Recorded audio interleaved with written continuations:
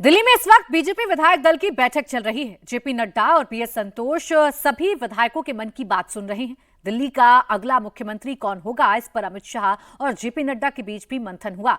किसके नाम पर सबसे ज्यादा विधायकों ने मुहर लगाई और कब तक दिल्ली को नया मुख्यमंत्री मिलेगा? दिल्ली के मुख्यमंत्री के लिए मोदी का क्राइटेरिया क्या होगा? क्या बीजेपी राजस्थान और मध्य प्रदेश की तरह फिर सरप्राइज करेगी? एक एक डिटेल इस रिपोर्ट में।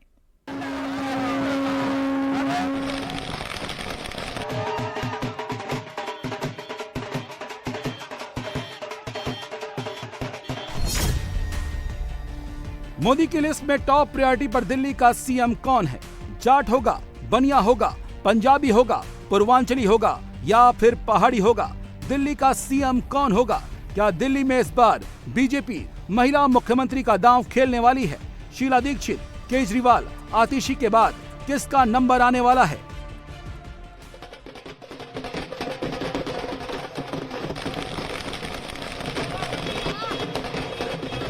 बत्तीस साल के बाद बम्पर जीत के साथ सत्ता में लौटी बीजेपी में मुख्यमंत्री को लेकर मंथन आखिरी दौर में है।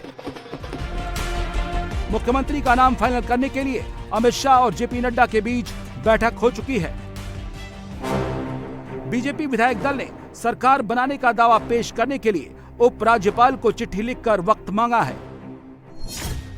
दिल्ली में 27 साल से परंपरा रही है कि जो नई दिल्ली सीट जीतेगा वही मुख्यमंत्री बनेगा। 1998 में शीला दीक्षित के मुख्यमंत्री बनने के साथ ये परंपरा शुरू हुई और केजरीवाल तक चलती रही।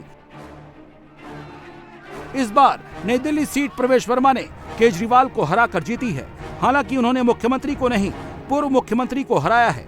केजरीवाल ने चुनाव से पहले ही आतिशी को मुख्यमंत्री बना दिया था।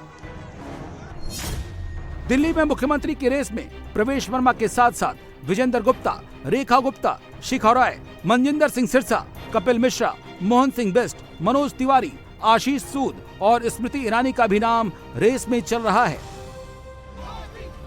अब सवाल उठता है कि मोदी का मुख्यमंत्री बनाने का क्राइटेरिया क्या होगा? अनुभव को आधार बनाया जाएगा या जाति और इलाके के आधार पर फैसला लिया जाएगा? बीजेपी शासित राज्यों में कोई महिला मुख्यमंत्री नहीं है, तो क्या दिल्ली की कमान महिला को सौंपी जाएगी? सबसे पहले बात प्रवेश वर्मा और जाट फैक्टर की। दिल्ली के अलावा हरियाणा, पश्चिम यूपी और राजस्थान में जाट फैक्टर का असर बहुत ज्यादा है। दिल्ली की 13 जाट बहुल सीटों में बीजेपी ने 11 और आम आदमी पार्टी ने 2 सीटें जीती हैं। यूपी में 2027 में चुनाव होने हैं। हरियाणा और राजस्थान में चुनाव हो चुके हैं। तीनों ही राज्यों में बीजेपी ने जाट मुख्यमंत्री नहीं दिया। तो क्या दिल्ली में बीजेपी जाट मुख्यमंत्री देकर तीनों राज्यों के जाट वोटर्स को संतुष्ट कर सकती है? प्रवेश वर्मा और किन किन कसौटियों पर खरा उतरते हैं? प्रवेश वर्मा ने आम आदमी पार्टी के कन्वीनर अरविंद केजरीवाल को हराया है। वो 2 बार लोकसभा के सांसद और दूसरी बार विधायक बने हैं। 2019 के लोकसभा चुनाव में उन्होंने दिल्ली के इतिहास की सबसे बड़ी जीत दर्ज करते हुए 5,78,000 के अंतर से चुनाव जीता था। प्रवेश वर्मा दिल्ली के पूर्व सीएम साहिब सिंह वर्मा के बेटे हैं। उनका संघ से पुराना कनेक्शन है। वो अभी 48 साल के हैं। युवाओं से उनका कनेक्ट काफी बढ़िया है। और आपके चेहरे पर और दिल में जो आज खुशी मैं देख रहा हूं, ये केवल मेरी जीत नहीं है, ये आप सभी की जीत है। ये केवल मनोज शोकीन जी की जीत नहीं है, ये सारी दिल्ली की जीत है। क्योंकि इतने लंबे समय से चाहे दिल्ली देहात हो, चाहे सारी कॉलोनियां हो, चाहे पूरी दिल्ली हो, सबकी ये मांग थी कि एक अच्छी सरकार आए। 10 साल से जो सरकार देश में सेवा कर रही है प्रधानमंत्री मोदी जी के नेतृत्व में, उन्हीं के विजन को लेकर दिल्ली में उन्हीं के सहयोग से दिल्ली में भी सरकार बने, ताकि दोनों सरकारें अच्छा काम करें, कोई राजनीति ना हो, कोई झगड़ा ना हो। और कल सारे दिल्ली वासियों ने, और खास तौर पर मैं कहूंगा जो मेरे पिताजी की पुरानी एमपी सीट थी, जिसको हम भारी दिल्ली के रूप में जानते हैं, भारी दिल्ली की सारी सीटें भारतीय जनता पार्टी को जिताकर दिल्ली वासियों ने जो कमल खिलाया है, जैसे मनोज भाई कह रहे थे कि 1993 की याद आ गई कि ये कल का दिन दिल्ली के इतिहास में स्वर्णिम अक्षरों से लिखा जाएगा। मुख्यमंत्री की रेस में रोहिणी से जीत की हैट्रिक लगाने वाले विजेंद्र गुप्ता भी हैं। बीजेपी के प्रदेश अध्यक्ष रह चुके हैं। 2015 की केजरीवाल लहर में जब बीजेपी सिर्फ 3 सीटों पर सिमट गई थी, तब भी विजेंद्र गुप्ता जीते थे। 2020 में जब बीजेपी सिर्फ 8 सीट जीत पाई, तब भी विजेंद्र गुप्ता चुनाव जीते थे। 2025 में भी उन्होंने लगातार तीसरी बार जीत हासिल की है। वो विधानसभा में नेता प्रतिपक्ष रहे हैं, दमदार तरीके से केजरीवाल सरकार को घेरते रहे हैं। 2013 में नई दिल्ली सीट से केजरीवाल के खिलाफ चुनाव हार गए थे। लोकसभा चुनाव भी हार चुके हैं। अगर किसी सॉफ्ट पर्सनालिटी वाले नेता पर बीजेपी दांव खेलती है तो विजेंद्र गुप्ता भी सीएम का चेहरा हो सकते हैं। दावेदार तो कोई भी नहीं है, ना कोई उम्मीदवार है ना कोई दावेदार है। पार्टी की हाईकमांड पर सबको पूरा विश्वास है। जो फैसला पार्टी की हाईकमांड लेगी वो निश्चित रूप से दिल्ली के हित में होगा, देश के हित में होगा और सरकार के हित में होगा। विधायक दल की बैठक में अगर आपसे नाम पूछा जाए तो वो तो फिर पार्टी की सिस्टम की बात है, पार्टी से की जाएगी। दिल्ली में जीत का श्रेय तो मोदी जी को जाता है। मोदी जी तो 2015 में भी थे, 20 लेकिन में इस बार मोदी जी ने खुलकर कहा कि मैं दिल्ली को देखूंगा, मैं संभालूंगा। मोदी की गारंटी के साथ हम आए हैं। मोदी जी ने स्वयं कहा कि मोदी की गारंटी का मतलब गारंटी पूरी होने की गारंटी। तो मोदी जी को ध्यान में रखकर लोगों ने पॉजिटिव मतदान किया है कि हमें मोदी जी को लाना है, मोदी जी को दिल्ली सौंपनी है और एक डबल इंजन की सरकार दिल्ली को देनी है। दिल्ली में 30% पूर्वांचली वोटर हैं, जो 23 विधानसभा सीटों पर असर रखते हैं। बीजेपी ने 23 में से 17 सीटें जीती हैं। आम आदमी पार्टी को सिर्फ 6 सीटों पर जीत मिली है। बीजेपी और मोदी के एजेंडे में यमुना को साफ करने का मुद्दा सबसे अहम है। यहाँ लाखों पूर्वांचली छठ मनाते हैं। इस साल बिहार में भी चुनाव है। ऐसे में पूर्वांचल के किसी नेता को बीजेपी आगे कर सकती है। इनमें 2 नाम मनोज तिवारी और कपिल मिश्रा हो सकते हैं। अनुभव की कसौटी पर मनोज तिवारी लगातार 3 बार लोकसभा चुनाव जीत चुके हैं। 2024 में बीजेपी ने 6 सांसदों के टिकट काट दिए थे। सिर्फ मनोज तिवारी ही सिटिंग सांसद थे जिन्हें टिकट दिया गया। टीम मोदी के साथ उनकी अच्छी बनती है। वो 2016 से 2020 तक प्रदेश अध्यक्ष भी रह चुके हैं। जहां तक कपिल मिश्रा का सवाल है, उन्होंने करावल नगर से दूसरी बार चुनाव जीता है। वो लगातार केजरीवाल पर हमलावर रहे हैं और सोशल मीडिया पर बहुत एक्टिव हैं। यंग वोटर से उनका कनेक्ट बहुत अच्छा है, हालांकि अनुभव थोड़ा कम है। नहीं, मेरे मन में नाम नहीं है। मेरे को जो जिम्मेदारी दी थी वो हमने पूरी करी है। अब पार्टी नेतृत्व और विधायक दल तय करेगा, आपको पता लग जाएगा। देखो, मैं एक बात बता सकता हूँ, मीडिया कितनी भी कोशिश कर ले, जब तक घोषणा नहीं होगी आपको पता नहीं चलेगा। दिल्ली में पंजाबी मतदाताओं के असर वाली करीब 28 सीटें हैं। बीजेपी ने इस बार 23 सीटें जीती हैं। आम आदमी पार्टी को सिर्फ 5 सीटों पर जीत मिली है। 10% से ज्यादा सिख मतदाताओं वाली 4 सीटें हैं, जिनमें 3 बीजेपी ने जीती। आम आदमी पार्टी केवल 1 सीट जीत पाई है। केजरीवाल का भगवंत मान से प्रचार कराना भी उन्हें कोई फायदा नहीं दे पाया।